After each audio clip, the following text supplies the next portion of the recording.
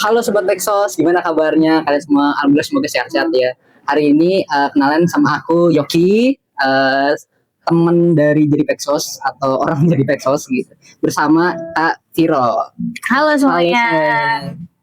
Nah kalau boleh tahu nih, Kak Viro ini apa ya? Backgroundnya itu apa? Oke. Halo teman-teman, apa namanya? Jadi Sobat Peksos. Sobat Peksos, nama aku Virolia. Aku saat ini bekerja sebagai pekerja sosial medis di RSCM. Terus kalau tanya backgroundnya, aku dulunya di 4 pekerjaan sosial. Oh, pekerjaan sosial. Iya. Kalau boleh tahu nih, pendidikannya. Pendidikan ya. Kalau boleh tahu nih Kak Viro tuh lulusan di mana sih?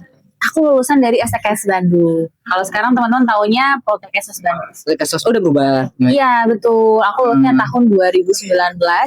Mulai masuknya 2015. 2015 normal. Yep. Oke. Nah, untuk Sobat Jadi Peksos nih, mungkin bakal penasaran ya. Ada hubungannya nggak sih di bagian kesehatan dan di bagian sosial nih? Kan Kak Viro kan sebagai tadi Peksos medis gitu kan. Yep. Orang kan sedikit yang tahu nih kan Kak. Peksos medis itu emang ngapain aja sih? Soalnya kan yang bagian tahu kalau medis itu ya ke dokter dong harusnya. Kalau sosial ya sosial gitu. Yeah. Dari Kak Viro ini bisa ngejelasin nggak sih Peksos medis itu apa gitu? Sobat Jadi Peksos. Jadi Sobat Jadi Peksos, aku mau cerita dulu dan ngasih tahu kalau ada data yang menarik dari WHO. Tahun 2022 WHO itu bilang bahwasanya 30-50% dari kondisi kesehatan itu dipengaruhi oleh kondisi sosial. Jadi kesehatan itu nggak bisa berdiri sendiri. Dia harus ada pendampingnya dari sisi sosial. Misalkan orang ketika sakit, dia tuh pasti dari sisi pekerjaannya bakal terganggu. Terus kemudian hubungan relasinya dengan keluarga, sama teman atau misalkan sama partner hidupnya itu juga pasti akan terganggu, baik secara psikologis maupun secara sosial kan. Makanya WHO bilang jelas banget yang namanya social determinants of health atau SDOH, 30-50% itu kondisi kesehatan dipengaruhi oleh kondisi-kondisi sosial tersebut. Itu menjadi alasan kenapa pekerja sosial itu dibutuhkan di lingkungan Kementerian Kesehatan, utamanya di rumah sakit.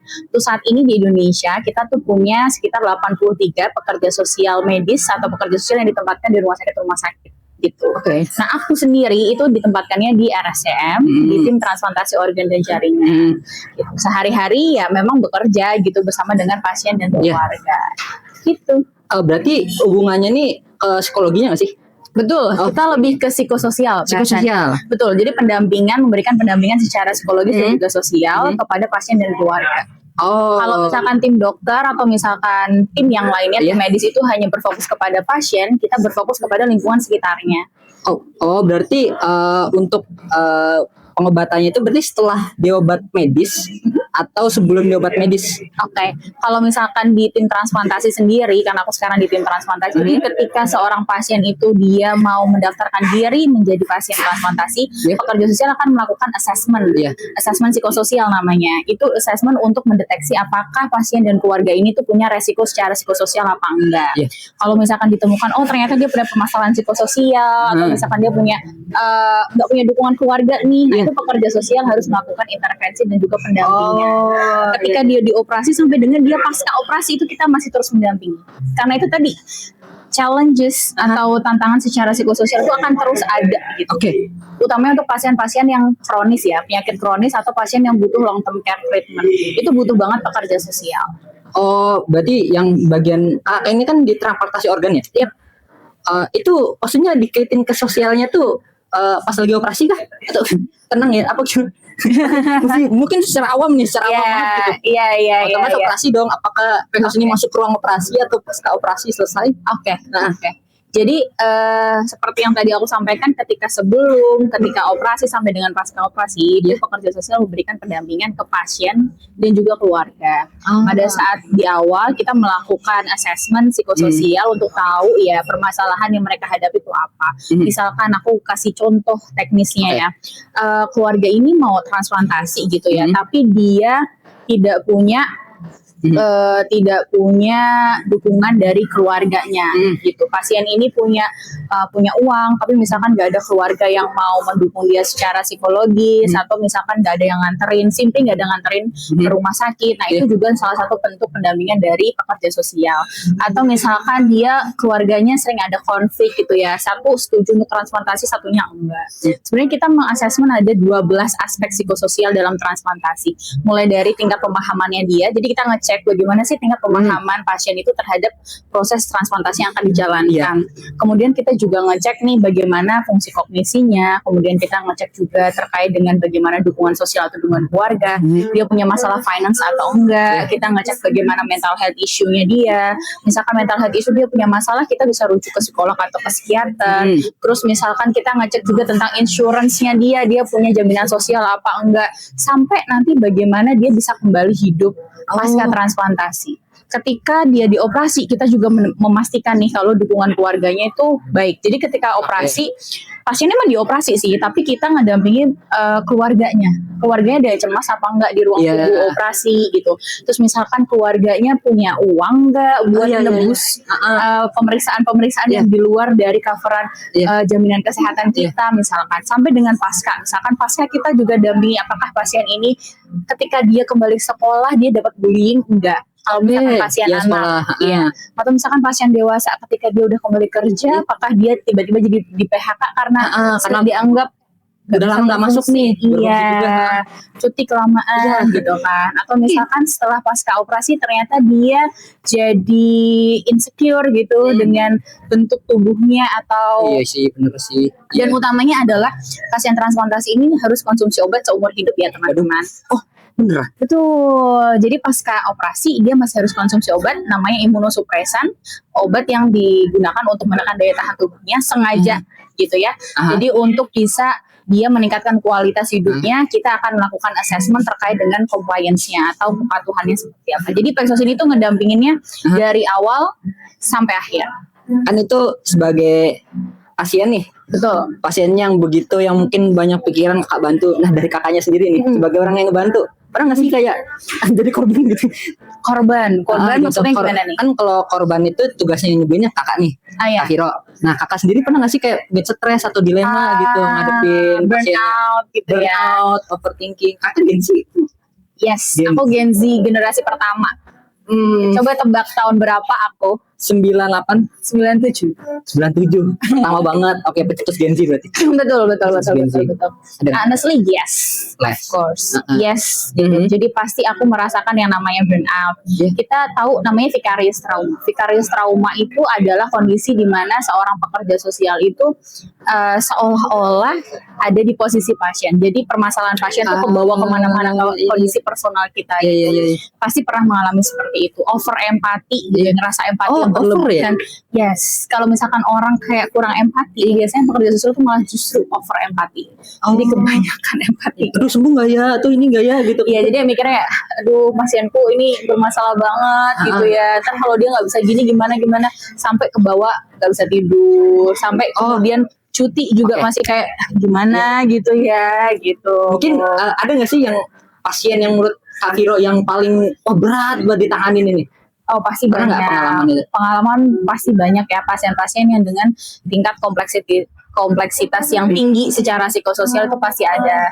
Tapi kan pada prinsipnya kita kerjanya multidisiplin ilmu ya, jadi pasti akan saling bantu-bantu. Cuma yang tadi itu pertanyaan kamu menarik banget tuh tentang bagaimana sih pekerja sosial medis utamanya yang sering mengkonseling gitu ya, konseling gitu jadi kayak korban bukan korban sih, tapi kayak terlalu terlalu mendalami permasalahan pasien atau keluarga itu ya, jadi kayak kita terdampak gitu. Honestly aku punya copingnya nih, punya tipsnya kalau untuk Pexos yang merasakan seperti itu. Jadi hal pertama itu pasti kita harus punya self awareness. Betul. Jadi kayak Pexos tuh lagi ada di posisi yang mana secara personal kita dan secara profesional kita. Apakah kita emang workload-nya udah terlalu berat banget, atau misalkan kita memang secara personal lagi punya masalah atau enggak? Itu kita harus punya awareness itu. Setelah kita tahu kondisi kita seperti apa, jangan pernah ngerasa bersalah untuk istirahat. Jadi istirahat itu penting. mengambil jeda itu perlu. Sudah, iya. Gitu. Jadi ketika memang harus istirahat dan ngerasa harus mengambil jeda di momen-momen tertentu, nggak apa-apa cuti aja. Ketika pasien aku meninggal, biasanya aku akan rutin ngambil cuti gitu.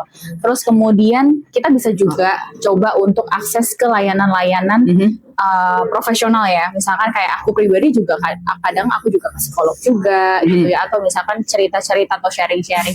Nah, kebetulan di Asosiasi Pekerja Sosial Medis Indonesia kita tuh punya wadah untuk sharing untuk sesama pekerja sosial medis ini.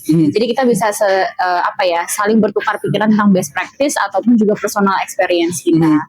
Gitu sih teman-teman. Oh, jadi bisa dibilang kalau kita ngobatin klien seberat-beratnya, kita harus ngobatin diri kita juga. Betul. Ya? Yes. Kalau kitanya nggak sakit, kita mau ngobatin klien, ya kan? Betul. Itu, aku ada pertanyaan unik nih dari diriku sendiri. Oke, boleh. Kan itu berhubungan sama kesehatan kan?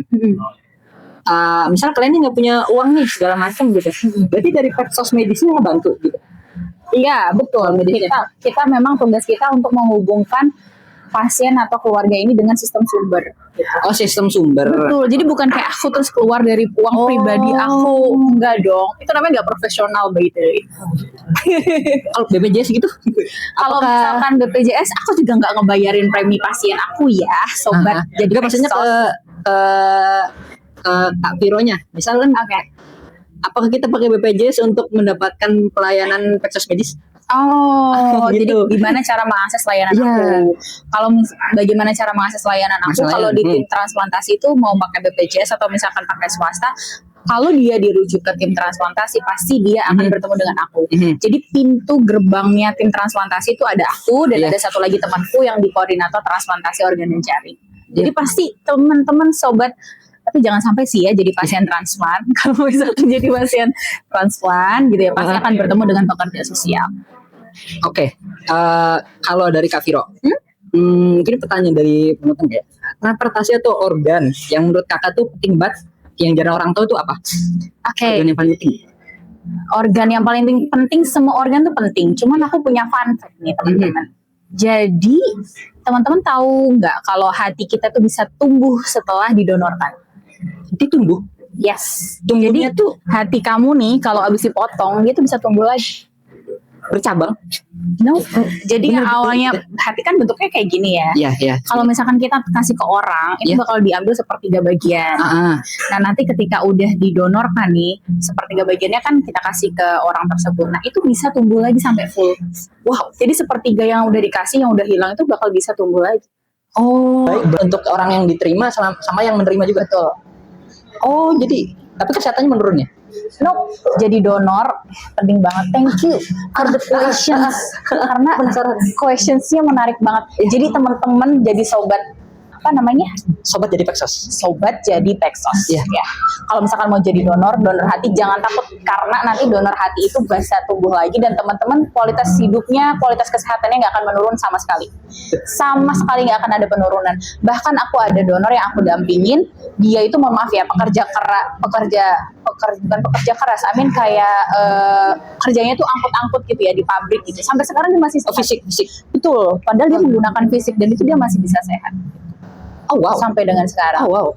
Takutnya kan ada orang yang mungkin pikiran Genji kayak kalau aku kasih separuh hatiku kepada kamu gitu kan. Jadi separuh perasaan gitu. Aduh. cukup ini ya Genji sekali pertanyaan. Betul.